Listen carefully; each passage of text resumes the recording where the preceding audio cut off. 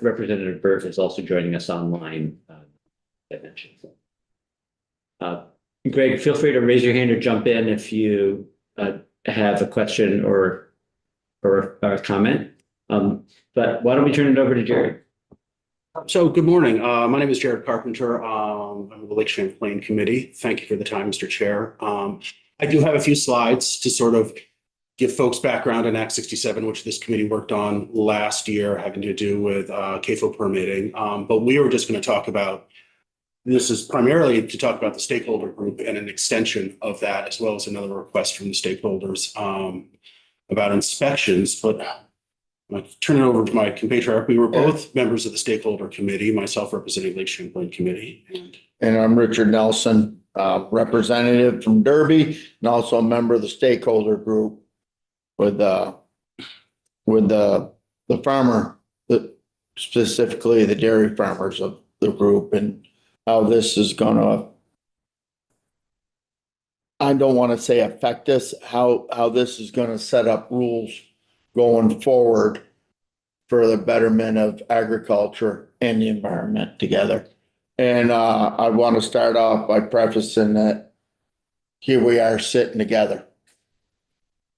And at the start, there were pollers. And as we work through the process, we've come together and agree that working together, we can forge ahead and do great things for agriculture and for the environment. Absolutely. Yeah. So. Yeah, it was, so Act 67 included language to create a stakeholder group, which included farmers. It was a large farm, dairy and medium farms, as well as some technical service providers and a few other folks. And then folks from the environmental advocate community, and who was there was Lake Champlain Community Conservation Law Foundation and Vermont Natural Resources Council. And we had some really great dialogues about how the process moved, how to move the process forward.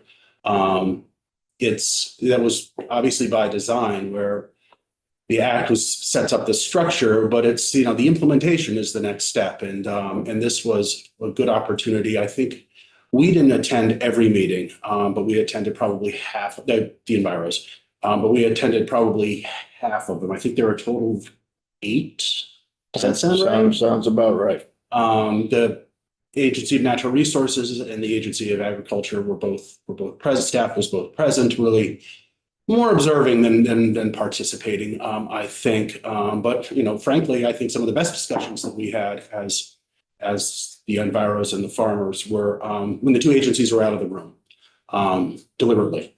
So we could sort of get down to sort of brass tacks and talk about it. And one of the first things was, I can't remember who said it, but it was sort of, oh, why are we here? Question. I think it was meeting 3 or 4 was the first one we attended. And a member from CLF, Scott, said, well, give sort of a 10-minute overview of like the petition and other stuff. And somebody piped up and said, well, that would have been great to know at the first meeting. So I think that was helpful to level set our conversation going forward and how implementation of this would work.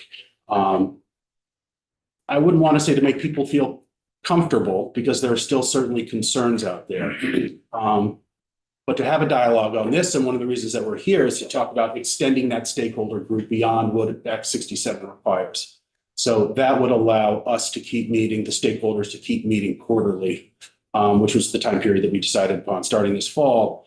And then we could get together, talk about what's working, what's not working. Do tweaks need to be made? Do we need to come back into this room and talk about it? And as we move forward, I think it's important not to end that dialogue and to keep that dialogue moving forward as this process moves forward. Because it's going to take a little time to implement the CAFO permitting and the general permits and the inspections and sort of stand everything up. And there's going to be obviously opportunities for us to talk. So the state of New York has the same stakeholder group. And when they set up their rules and they continue to meet when they have new questions arise or something they haven't seen before, they get together and they come to a solution together. Yeah. And, you know, this, in the state of New York, and we're trying to do the same thing here in Vermont, is we need to own it. And we need to drive the process forward. Yeah. So we don't end up back here again. Absolutely. I mean, there are members of the stakeholder group that have been involved in conversations like this off and on for years. And they've always sort of fallen apart for one reason or another. So we don't want this to fall apart. We want it to keep going and to keep working together on this and finding a long-term solution. So. And just to be fair, we don't agree on everything, but we agree to have the conversation. Yep. And when someone says that's a hard no, either side, we say, okay, well, we can revisit that later. Let's look about how we're gonna get to it so it does work. Yep. And so there's been mutual respect both ways, and it has worked way better than I think we thought, and I don't know about you folks. Absolutely. No, I think it's, I think we had good results, good conversations, and a good platform to keep this all going. And I think both sides have certainly, want to see this dialogue continue as this process moves forward. So. Representative Lipsky. Yeah, thank you, Richard. Thank you, Jared. Could you tell us who were the stakeholders? You referred to the dairymen and the ecos, what did you call, enviros? No, well, yeah, we just No. started the environmental advocates. I don't like to say advocates because this building is full of advocates for various things and But so I just the would like to environmental know organizations. what organizations Um, and what, So for the environmental organizations, it was Lake Champlain Committee, which is my organization, Conservation Law Foundation, and Vermont Natural Resources Council, or VNRC. And I know. In Yeah. the farmers, the stakeholders, the farmers group was, members from the Lake Champlain Farmer Coalition, Yep. Addison County, Franklin County Farmers Coalition, Vermont Dairy Producers Association. We don't have Connecticut River Yeah, I think those Farmer Coalition. 4 or 5. We didn't have anyone from up in, the Northeast Kingdom. We don't have a coalition up there, but I was part of this group, representing that area of the state. And then we had a few smaller farms and there was some small farms in that as There well. were, There there was were. mediums and there were small. And then you had the technical service providers, which would be like, 3 or 4. yeah, there was 3 of them And for sure. and someone from the conservation district. And then there was, someone from the conservation. Well, maybe you'll get to this, but did the enabling legislation last year specify who was going to be part of the group? Yes, I'm fairly certain of that. Okay. Give me a copy.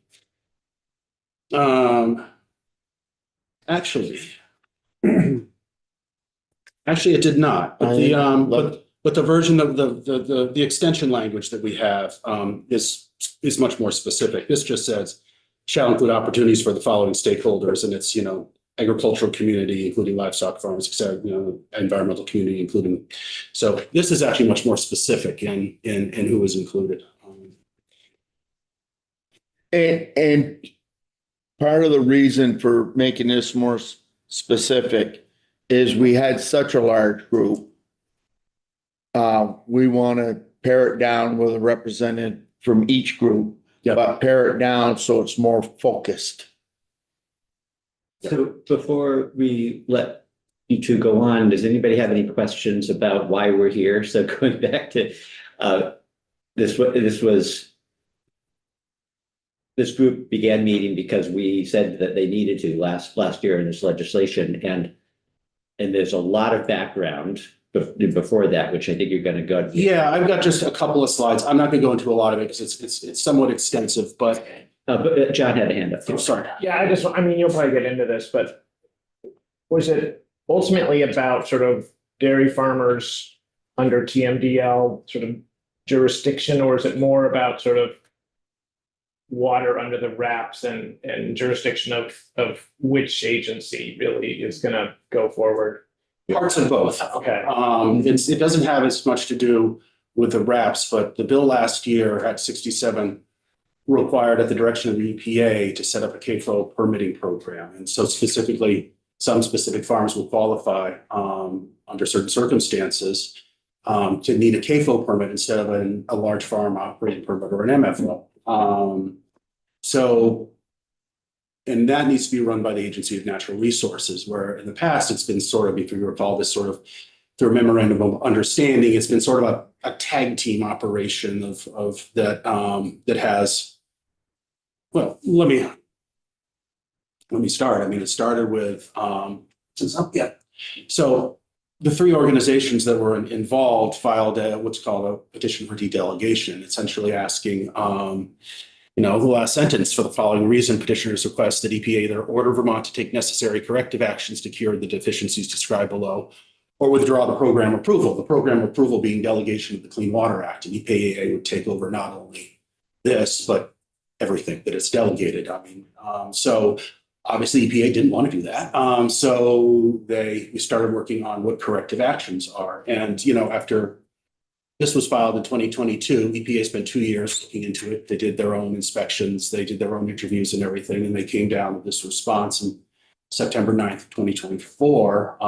The relevant, a lot of it's, there are two parts that are relevant. You look at the fourth sentence and it says, APA has closely observed this, but ANR has failed to do so. So they've acknowledged the fact that ANR, this wasn't all just on one agency or the other agency, that both were falling down on it. But it says under number 1 that ANR, the state agency with authority to administer the Clean Water Act program, must be responsible for the CAFO permitting, monitoring, and enforcement.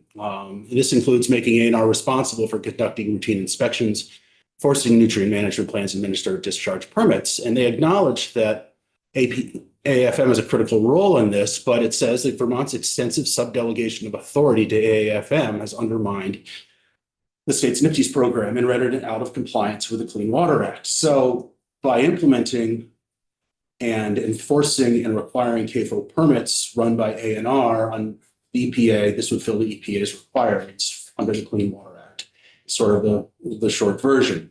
Now, you'll see once we get going in our conversations, it was there needs to be, and this is something the stakeholder group would keep talking about in subsequent years going forward, but there will be dual inspections with both agencies on the ground for a number of reasons. But that ANR has to have by statute and by EPA has to have the lead on this, but it's not going to exclude AFM from the process.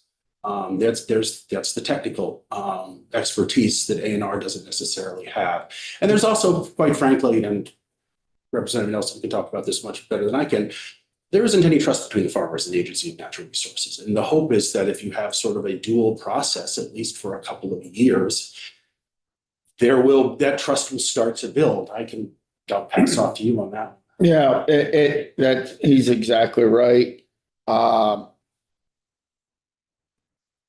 The Agency of Agriculture have been doing our inspections, and when they would see discharges, they handed them off to ANR. Perhaps we should have CAFOs already.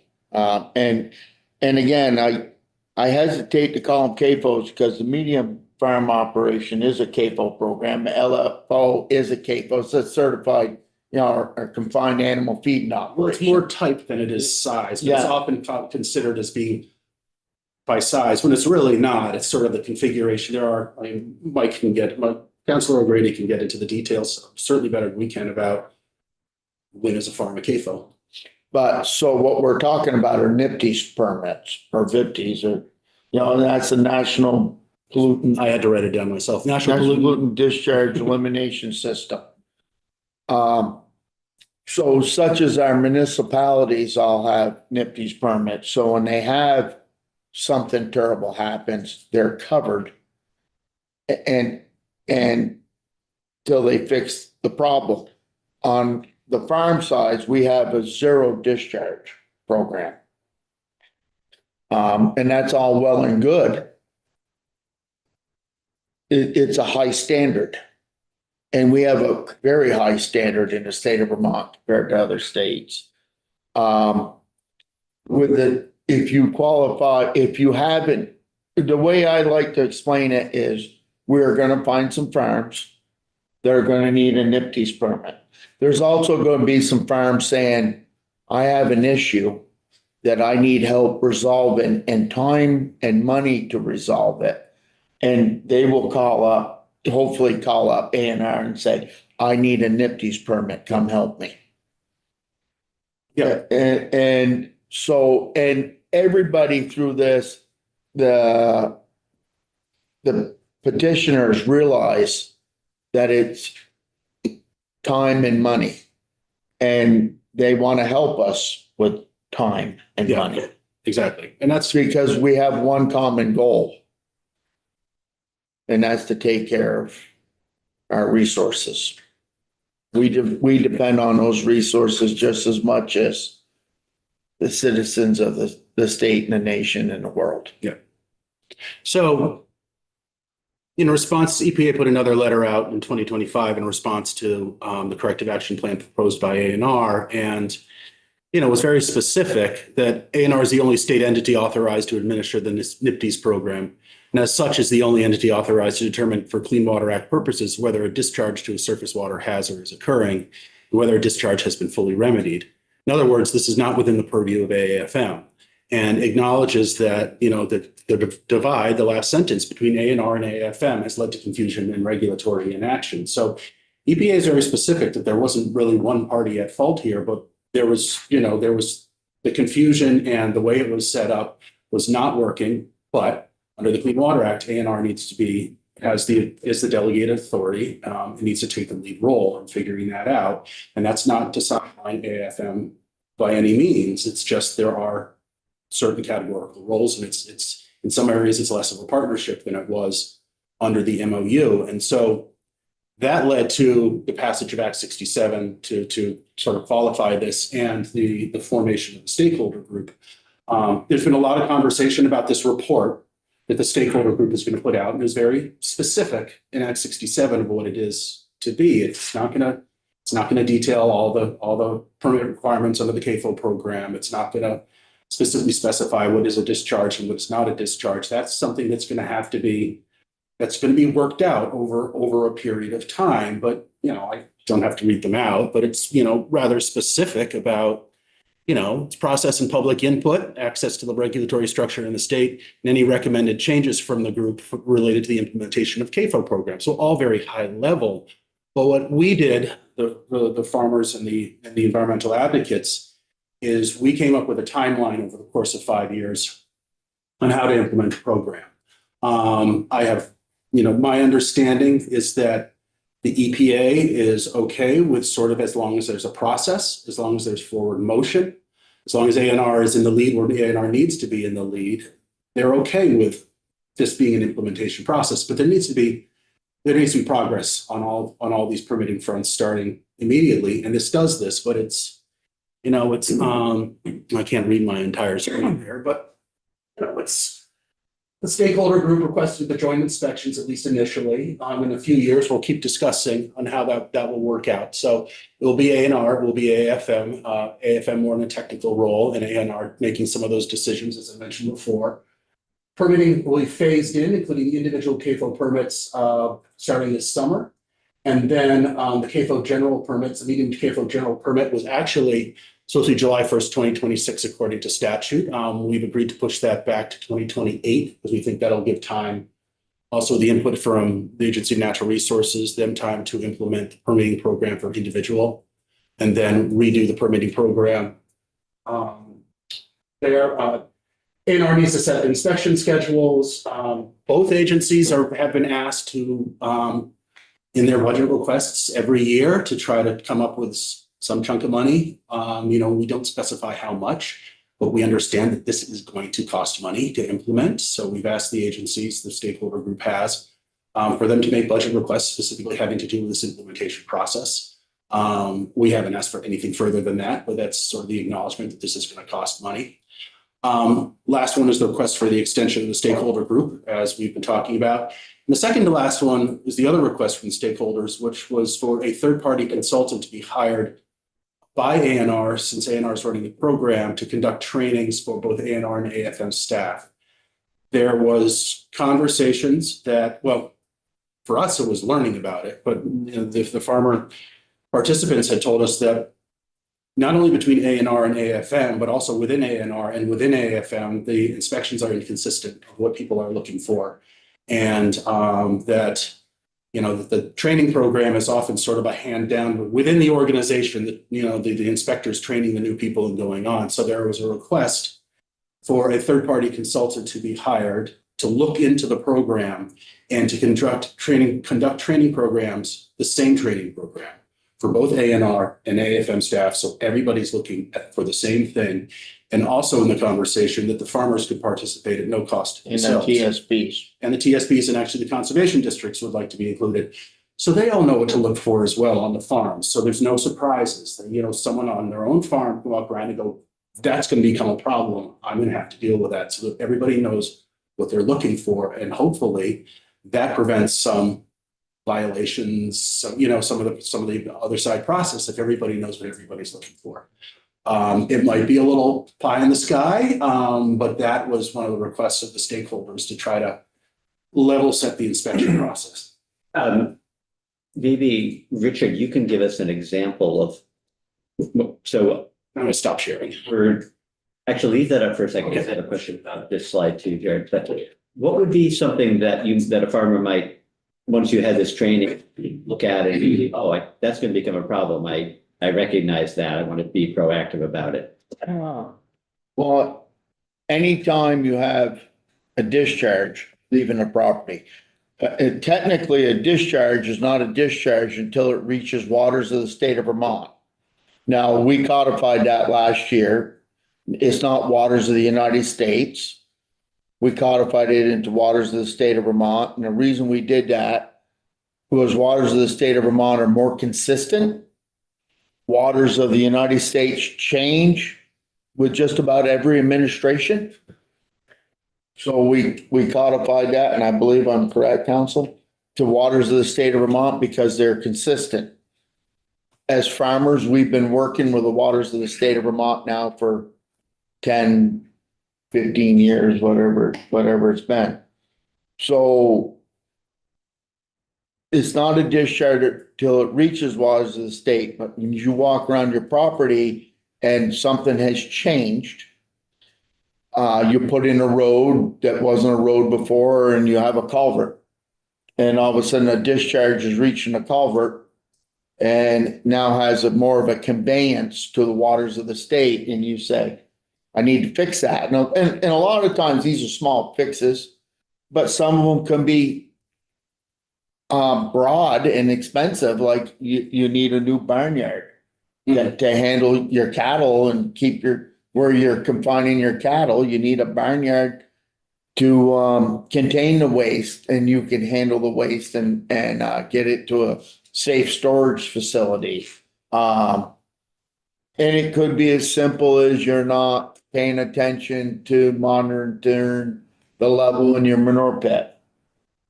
And that's all things that we need to pay attention to. And in this, one of the changes is we've got to record more record keeping on the farmer's part.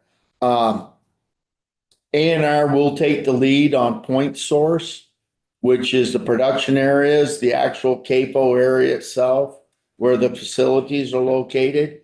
For now, AAFM will have the non-point source out in the fields, the buffers out in the fields, and and how we conduct handling our nutrients once they leave the storage facilities. The slide that preceded this one had the statutory language saying that the report was due February 15th. That was a little bit ambitious. That was a little bit Quite ambitious. Yeah. But I think there is going to be a report. Correct. No. So now back to the next slide. Yeah. So just the language says instead of the report. So. Oh, There is still a Yeah, report. you know, that's a bit of a misnomer on my part, because I think there's an expectation that the report is going to answer a lot of the questions in terms of implementation, where I really think the timeline is going to do that. I mean, the report is just what it is. It's a, you know, the report back of these factors, you know, assessing structure and it's really actually, you know, we're not, well, comments on the draft were due last week ago today, last Wednesday, to the mediator. And they are working on the final copy. We're not entirely sure when we're going to see a final draft, but we're anticipating soon. We might see that this before we leave. Hopefully, and it's going to be, a lot of it is going to be the input of what the stakeholders had in terms of, you know, there was a process in there of all of that. So, but I think there have been some that have been putting too much stock in what the report is going to have, where really, in my mind, it's the implementation timeline that is the important part going forward, because that's going to be sort of the milestones of what where we'd like to reach going forward. And then, of course, the continuation of the conversation. Then the language that you're going to share with us shortly, is that likely to be different from the language that the report recommends? Oh, yes, no, it has no recommendations. It has, if I'm remembering correctly, it's sort of an informal report. Like, again, even as none of us are going to sit down and write another report for the legislature, it's going to be more of a, we're going to come and sit down and offer testimony and say, here's how it's going, and here's been those problems, and this is going great, and that's not going fabulous. Did we put that in the language that we'd report back to the legislature to let them know? Yeah. Good, okay, thank you. Representative Lipsky. And Jared, you used an acronym about 5 minutes ago that had a T in it. Was that the timeline? IT? I'm not sure what I used. I must have just sort of reflectively used it. I apologize, Representative. Is there a name for this? What's- The timeline implementation? No, I don't think we had really named it. It's, I should have interrupted you, James. my apologies. If I think of it, if you think of it, please let me know, because it's not jumping into my brain right at the moment of what I said. But now I'm wondering what I said. You were going full speed, lawyer speed. Yeah, Sorry. Sorry about that. That's how you talk fast. Yeah. Maybe it was a TMD? No. TMDL? No, No. I've got imprinted in my brain. PMI Yeah, so or PMI or something. thank you for corroborating that. Yeah, I heard that too, and I'm like going over it all. Okay, no, I apologize if I think. I was stumbling. Thank you, Chair. I will want to add that. And this is not to pick on anybody that was part of this process, but stakeholders work better together than the agencies. I'll just, I want to put that out there. Matter of fact, we worked a lot better. Yeah, no, we had great conversations, and I'm glad we had the opportunity. Frank and honest and open, and you know, the farmers may have heard some things they didn't like, the stakeholders may have heard some things they didn't like, but then we came together to find a solution to move it forward. I think so, and I think that's why it's so important to keep it going. And ultimately, we're asking the committee to include that language into and the third-party inspector language into 323.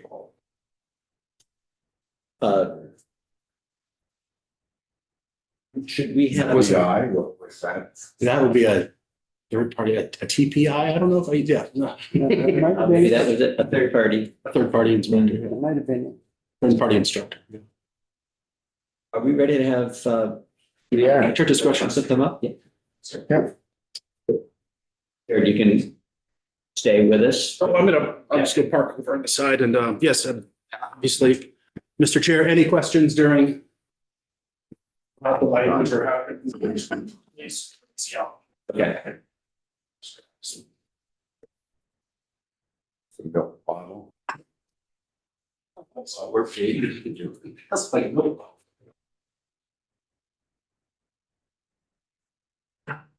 Good morning. This is Mike O'Grady with Pledge Council. I'm going to walk you through the draft language that's being proposed for addition to 323 as the stakeholder group. Oh, sorry.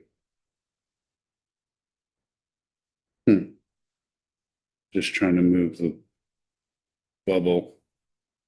I don't know who this might be for, but, Mike, for Mhm.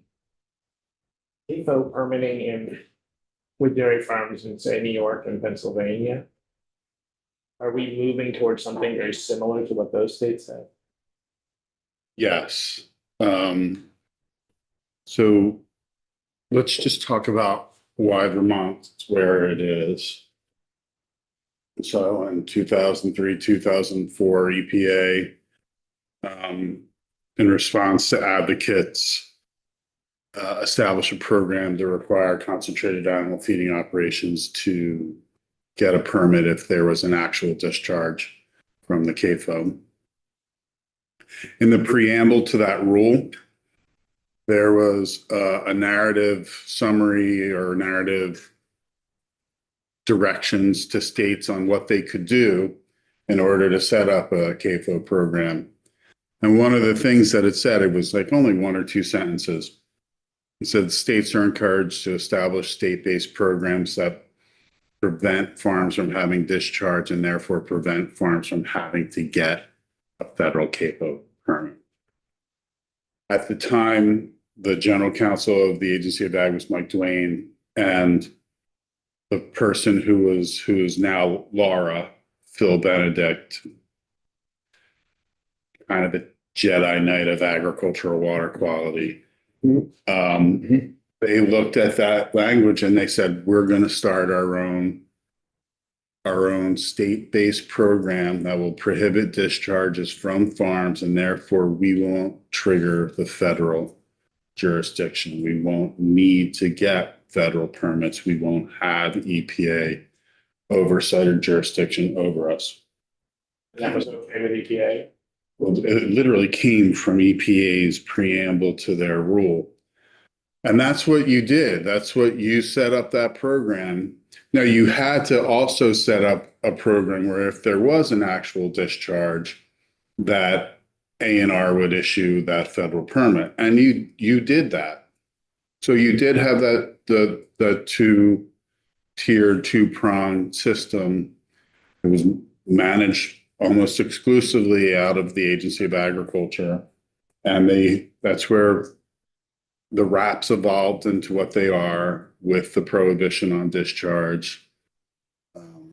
And much of what came, the MOU between the two agencies about what would happen if there was an actual discharge and what ANR had to do to enforce and what the Agency of Ag had to do to report. But there were actual discharges and they weren't being permitted. And in the advocate's opinion, they weren't being enforced appropriately. And that's what led to the petition letter to EPA to de-delegate the state from NPDES permitting, because you can't just de-delegate one part of NPDES permitting. If you de-delegate the state, you take away everything. And that's wastewater, stormwater, construction, industrial, municipal, storm stuff. So instead of doing that, EPA said, hey, here's this corrective action that the state needs to do in order to come into compliance with NPDES requirements. And that's what led to the act last year, Act 67. Largely just emphasizing that ANR DEC is the primary permitting entity for actual discharges, requiring ANR to do actual inspections of farms to determine if there are actual discharges. and to permit those where there are actual discharges. Now, once you get a permit for a CAFO permit, you technically are allowed to have a discharge, but only if it's due to one of the significant flood events, 100-year flood event, et cetera. Otherwise, you have to not have a discharge to, you can't have a discharge from your production area. That is considered a direct discharge. If you're out in your field and you're land applying nutrients according to site-specific conditions, which has been interpreted to mean a NRCS 590 nutrient management plan, then that qualifies for what's called the stormwater exception to a discharge. Because you're doing what you're supposed to do for the appropriate application and uptake of that waste for purposes of agriculture and fertilizer. So you just said that you're allowed some discharge. So is that like the municipalities, like St. Albans City has a discharge permit? You will have a permit. Discharge certain amount.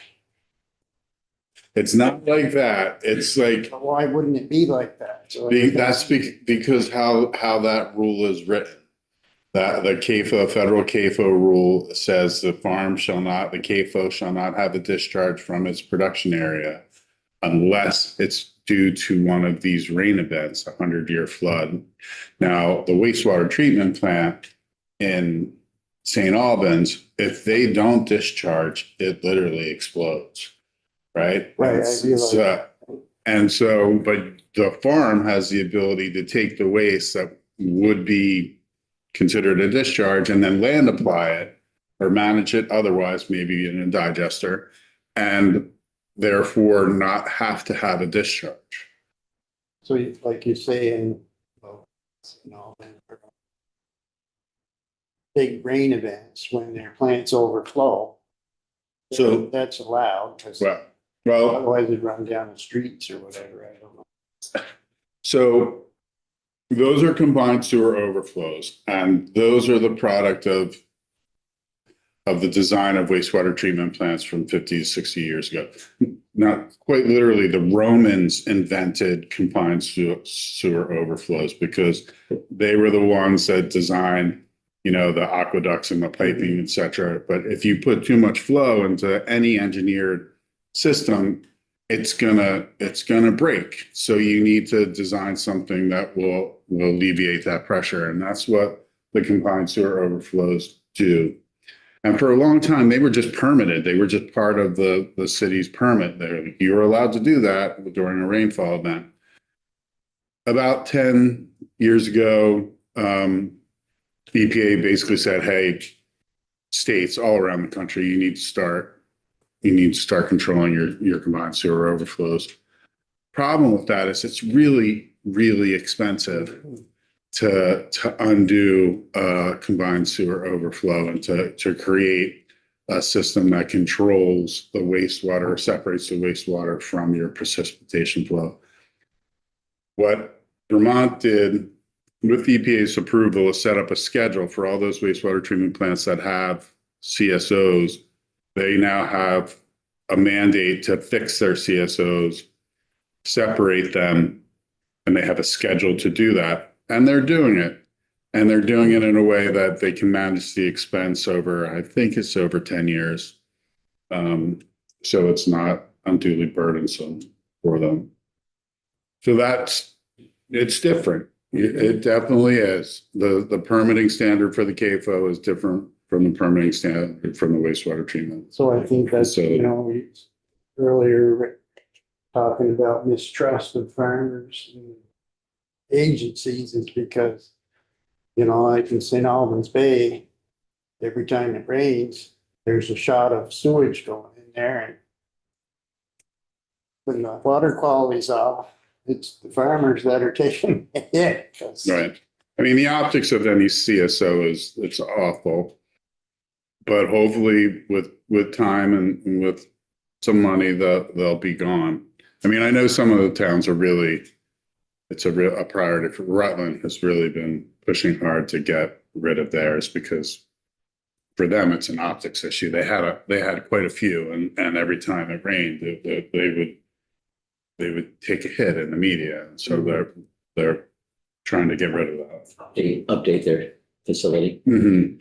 Representative Nelson. Yeah. So our, Jack, that's why we have this requirement of foot of freeboard in our manure pits. So when you have the big precipitation event, we can contain our waste. And this is part of this that came out of the stakeholder group is keeping track, weekly, getting a visual on your manure pit, how much freeboard do you have, how much freeboard do you have. The one thing we don't enjoy in Vermont that they do in New York is Vermont has 0 land application from December 15th to April 1st. New York, they can spread year round on site specific areas in the wintertime. There are people in the stakeholder group that would like to see that lifted.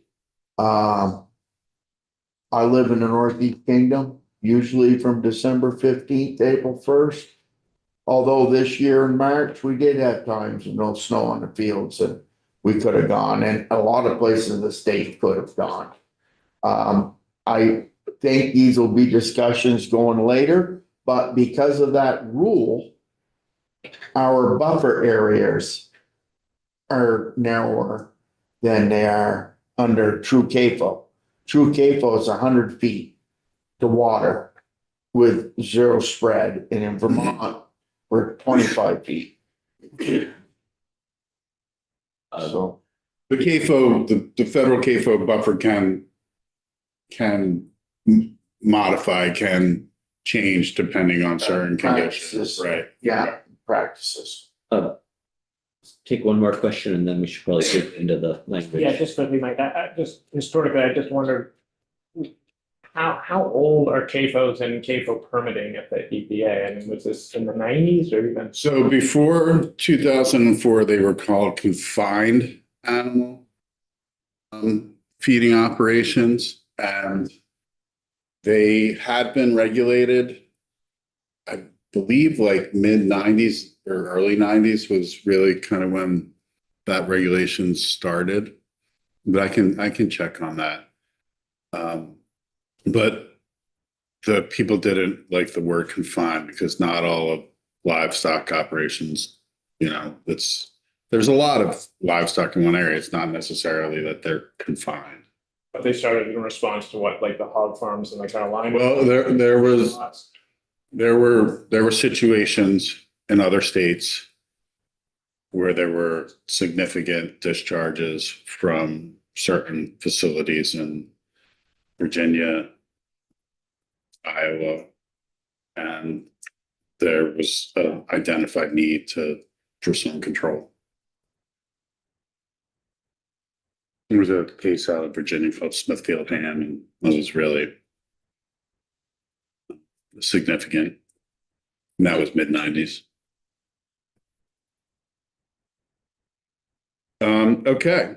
So what does this language do? As Jared and Rep Nelson noted, Act 67 last year had a kind of informal or less formal working group than what is being proposed here. What is being proposed is a statutory group. It's like many other groups that are created by statute, the Technical Advisory Committee for Wastewater, the Petroleum Cleanup Fund Committee for the Petroleum Cleanup Fund, the Endangered Species Committee for endangered species. So it's effectively an advisory committee for the agency as they are implementing and adopting requirements for a CAFO program for farms.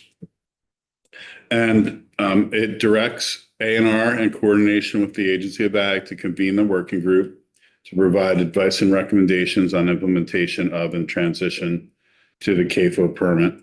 required under 1353 of this title. And that was the permit you actually created in 2004, but which you clarified the requirements for last year. So the group is composed of 5 livestock farmers from the different regions. The Speaker of the House is going to appoint these 5 farmers. Then there's 3 ag technical service providers, your custom applicators. It might be the people that are completing your nutrient management plan. It might be somebody like Heather Darby because she's a custom harvester. And so people of that kind. And those are going to be appointed by the governor, and then 3 representatives from the environmental advocate community, and they'll be appointed by the committee on committees. And then the executive director or designee of the conservation districts. The districts are very involved in water quality, very involved with helping farmers implement what is necessary to comply with regulatory requirements, having someone there to kind of provide maybe like a day-to-day boots on the ground as opposed to like the boots on the ground for inspection. Will be, I think, helpful to that advisory group. ANR and the Agency of Ag participate in the group in an advisory and administrative capacity, but shall not have appointed members on the group and shall not be required to submit reports. The working group shall have administrative, technical, and legal assistance from ANR. The Secretary of ANR calls the first meeting to occur on or before November 1, 2026. They meet quarterly. They're going to choose co-chairs, one from the livestock farming community, one from the environmental advocate community. Their meetings shall be open to the public, but, and this is an additional exception to the open meeting provision specific to this group, they may go into executive session in order to discuss a circumstance or an event regarding a specific farm or regarding a possible CAFO permit violation by a specific farm. So this will allow more open communication, discussion about specific violations on farms without the fear that those discussions will become open to the media or open to people adverse to the farm. The working group annually reports to you, the legislature. The report may take the form of testimony. And then in order to be a livestock farmer on the committee, they need to be in good standing. That means they can't have an active enforcement violation that's reached a final order with ANR or the Agency of Ag.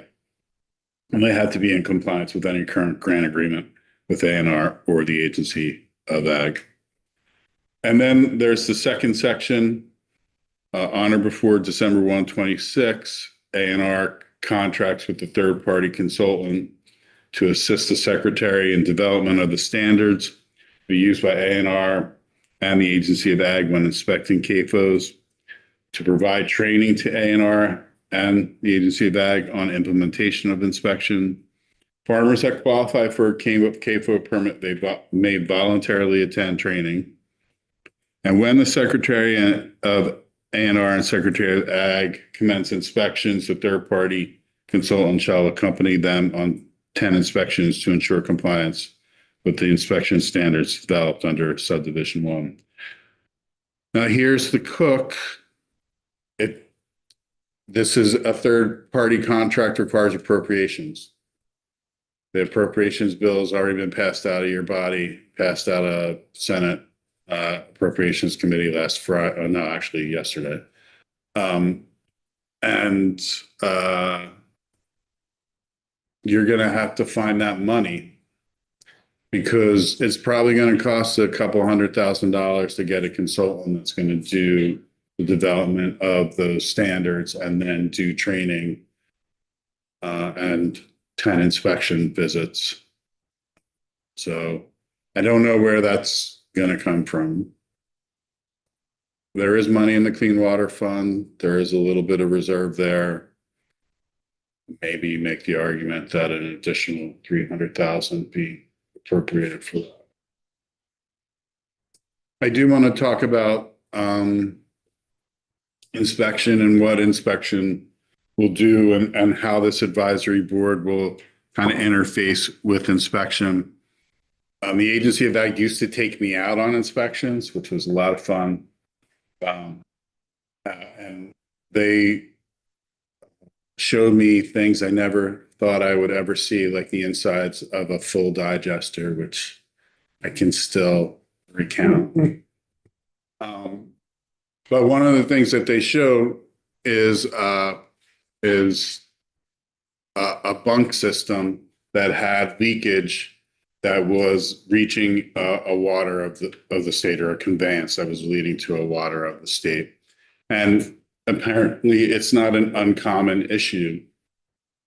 And what do you do in that situation? Is there a way to move the bunk so that there's no longer that leachate into the conveyance, or because of site constraints, is that the only place where the bunk can go? And therefore, do you need a constructed system to manage that so that the leachate doesn't reach?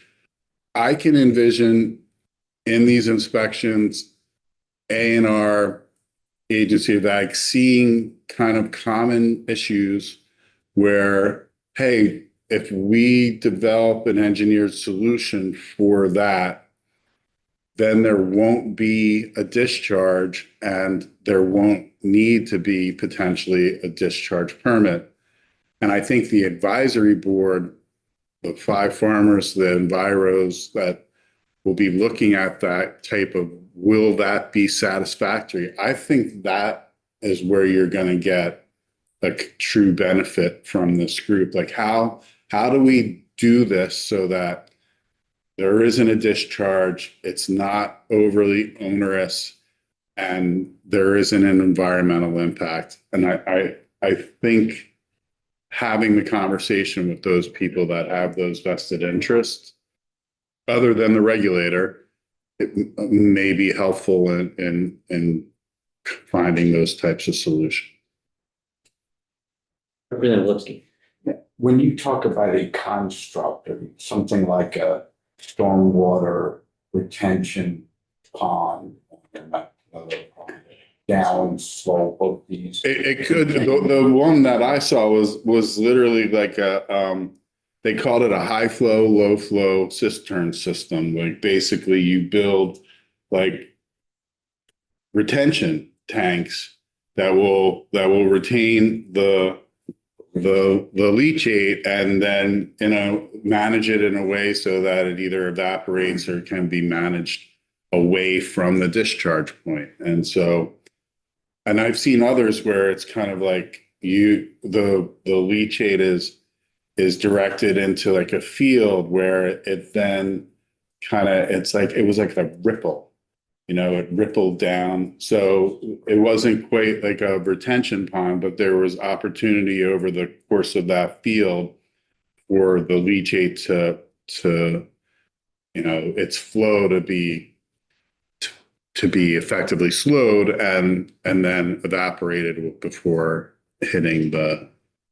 But these are big capital costs. Right. And there's still the Agency of Agricultural program. They are still doing the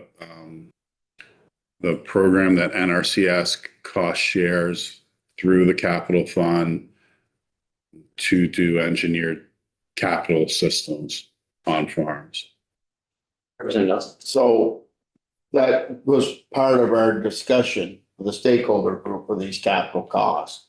And over in the state of New York, the way they run their CAPO program now, A&R, DEC does the program. Agriculture sits around the corner with a 10-wheeler load of money. And if there's an issue, DEC basically, I may be paraphrasing this too much, but basically calls up agriculture and say, we have a farmer here that needs some help. And they come in and help. And we've talked about different ways that we could do some kind of a funding mechanism through some of our already existing programs also made them aware of how the Farm Bill works and the money is available from the federal government.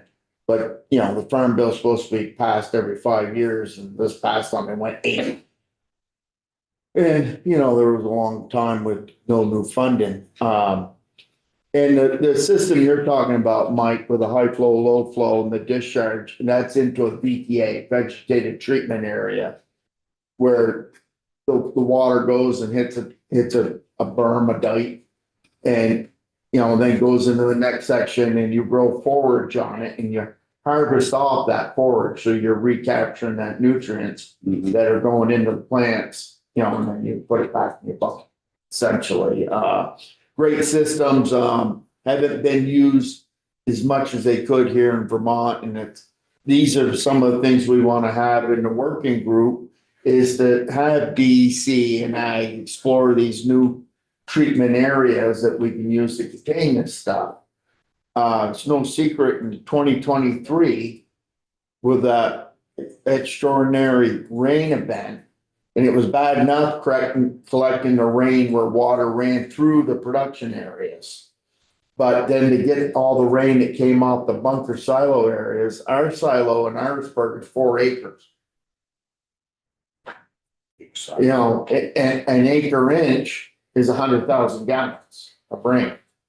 Now, if you get a downpour, you've got a product coming out of there at high flow that is, you know, the solution to pollution is dilution. Forgive me, but so if we can direct that into a vegetative treatment area, it's fine. It's the low flow, that concentrated low flow. You know, you don't want that going into a vegetative treatment area because it's going to create a brown spot. So that's where that needs to be collected and then put into the manure pit or what have you, or field applied at a controlled rate.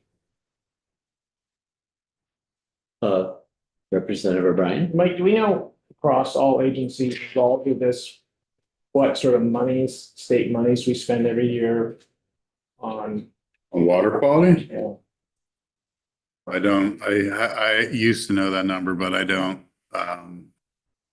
When we were doing the TMDL for Lake Champlain, EPA was kind of like, how much are you spending? And I can't recall, but I can get you that number. I just wondered if there's real money being spent there, if it's more of a shift of those budgeted dollars between agencies, Well, or whether we need 300,000 more. I mean, that might be a more appropriate question for the commissioner, because the permit, the actual permit is, well, it's past due, right? Or it's about to be past due.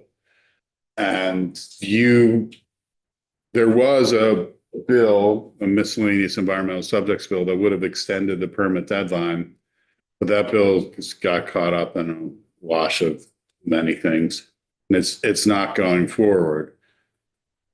So I assume that the agency is not going to meet the permit deadline and may need to push it out. And I don't know how that affects the interplay between the two agency programs going forward, like what funding is going to which agency over the next year while they try to implement a permit program. It's the general permit that you have. Yeah. And then there's supposed to be an individual one as well. That's like a year later. And it sounded like they're gonna be switching and do an individual permit first. Is that what I saw? And you had up, Jared? Yeah, Jared Carpenter, Lake Champlain Community. The application and I think the July 1st, 2026 is when the sort of the target date for the individual permit and the application. In the timeline, it's the general permit, the medium CAFO general permit was being pushed out to 2028. And there's also another deadline in there for the individual CAFO. So it's be sort of a rolling process to folks to apply and be permitted and qualify for that. The language here is seems like it's doing two things: setting up this stakeholder group, or it's extending the stakeholder group, formalizing that and then appropriating some funding so that you can hire a contractor to help bring some expertise to the inspection process. But there's nothing else that needs to be done in statute to account for the fact that the permit isn't going to be ready on July 1st. I don't know whether that was a requirement or a recommendation. We haven't.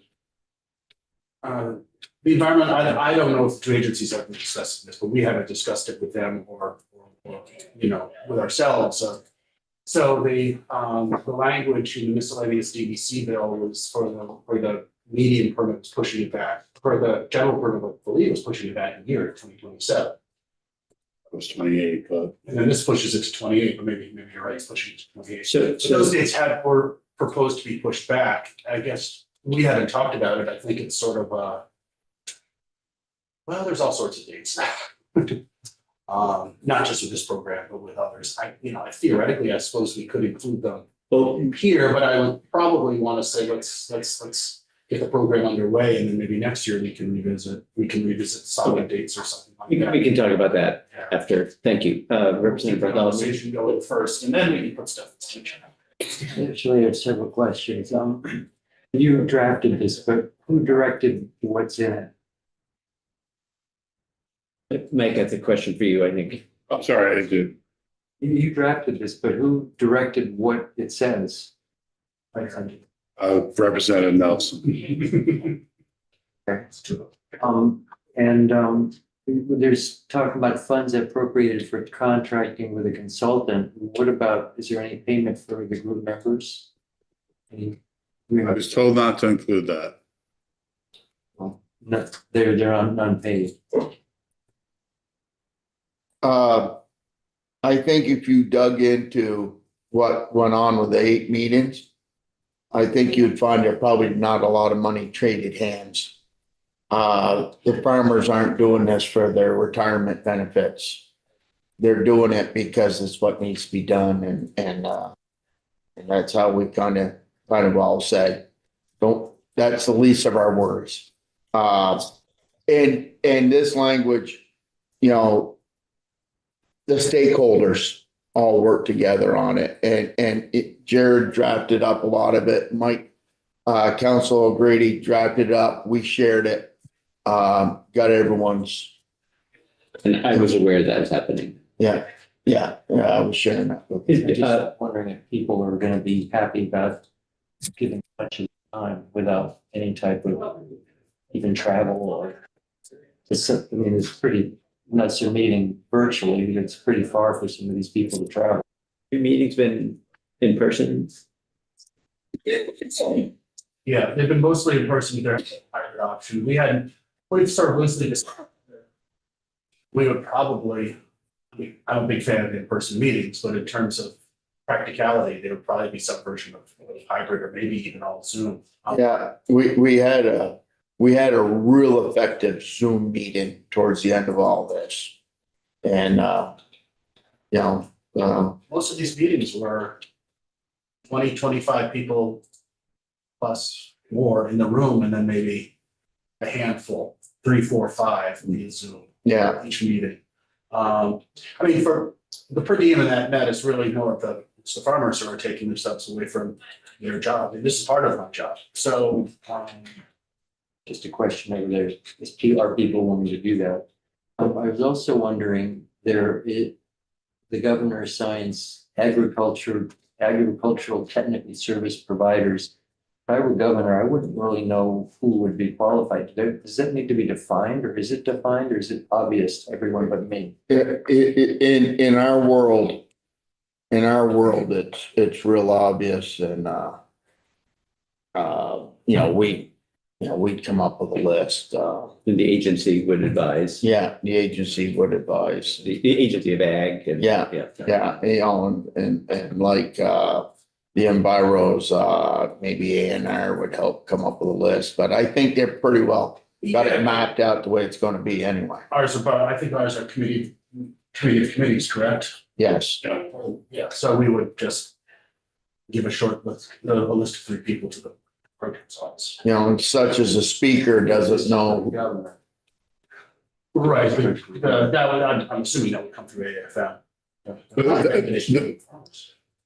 That's effectively how almost every appointment works. The governor's staff consult with the experts in the field, whether or not it's the commissioner or whether or not it's the agency of ag or some of the business associations. And they come up with the people who are willing and able to do it.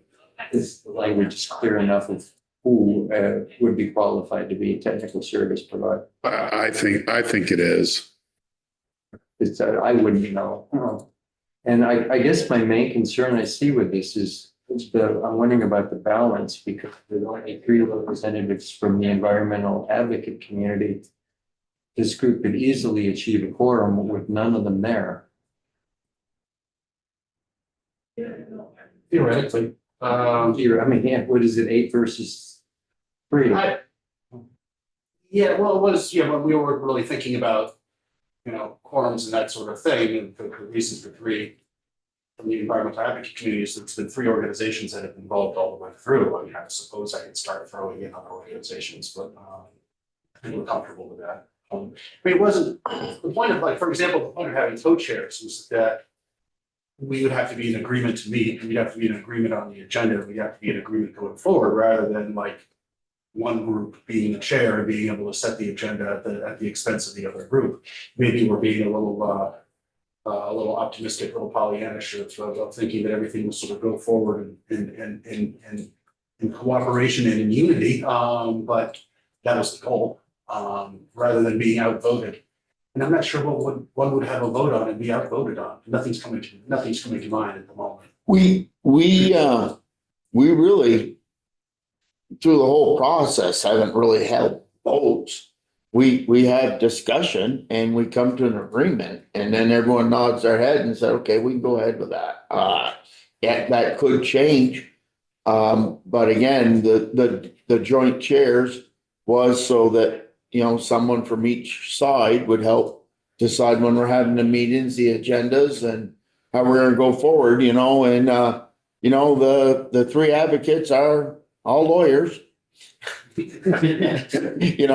So, yeah, we got them outnumbered, and but they are the wordsmiths, and but we have faith.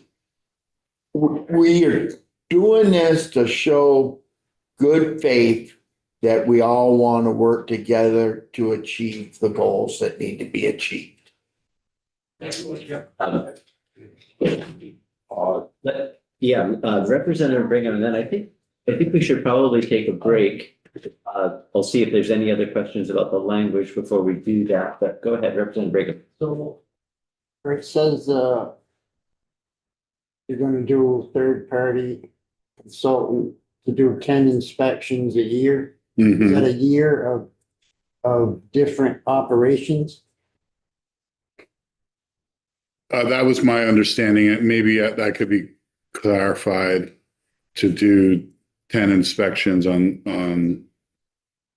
10 different farms to ensure compliance. So there's gonna be a team of people that go from the different agencies to the farm to inspect it? Is that? Well, so one of the things that EPA said is that A&R has to be the lead in any inspection, but from my understanding, the Agency of Ag will be accompanying A&R on those initial inspections. So with the consultant, A&R, and the Agency of Ag, there effectively will be a team. And they're all supposed to be cross-trained so they know what they're looking at and talking about. Well, I think that's one of the purposes of hiring the consultant to come up with a kind of a uniform inspection standard so that they all know it. It's not envisioned that there will be 10 a year. I think there will be 10, just to sort of make sure that everybody's on the same page. So then A&R and AFM will go forward, and then the stakeholder group will keep discussing. I mean, at some point, does it make sense to keep having dual inspections? Because, when I talk to appropriators, they say, well, you're gonna have two doing the exact same programs with the two agencies is a redundant cost, and that's something that's gonna have to be discussed going forward, so. But I think so everybody's on the same page, everybody's inspecting the same thing, and for a comfort level for the regulated community, the farmers, that was to have dual inspections, at least initially. This is part of the transition. Correct. And when you see the final report, it lists this stuff all out. It lists out how many inspections the consultant will be a part of, the auditor, consultant, whatever you want to term it. And it also talks about the roles of DEC and AAFM at these inspections, and that's all. That's not in this language, that's coming out of the report from the, So, okay. yeah. So that's just to get it started. It's an intended. This keeps the process going. And yeah, this third party consultant auditor is the start of it. Also in the language from the facilitator, you're gonna see ongoing training for the inspectors. They do it over in New York. They have training. And you know, so that they're learning new techniques, you know, for mitigation or you know, or what are people seeing. The reason we want this training is if I decided I wanted a ham and cheese sandwich on ciabatta bread with mayo, and I called up Jed to give him my order, and then Jed couldn't do it, so he called you up, then you called the council up, and then someone called up Jared, and then it got to John, and then John brought me a Reuben pumpernickel with mayonnaise, you know, so we want this training to be a little more formal. So they're all going together, and that's just about how we described it. Yeah. And Intel. and it was from the farmers that the stakeholders heard how these inspections sometimes went. And they weren't consistent.